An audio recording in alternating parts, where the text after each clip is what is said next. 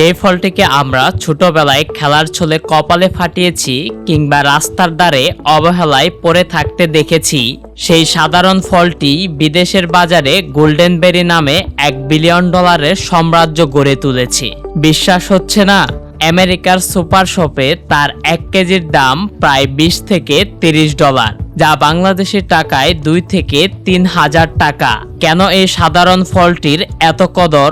কেন আমেরিকানরা এই ফলের জন্য প্রতি কেজিতে হাজার হাজার টাকা খরচ করতে রাজি?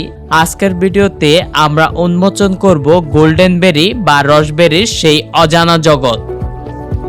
গোল্ডেন বেরির বৈজ্ঞানিক নাম ফিলাসিস পেরুভিয়ানা।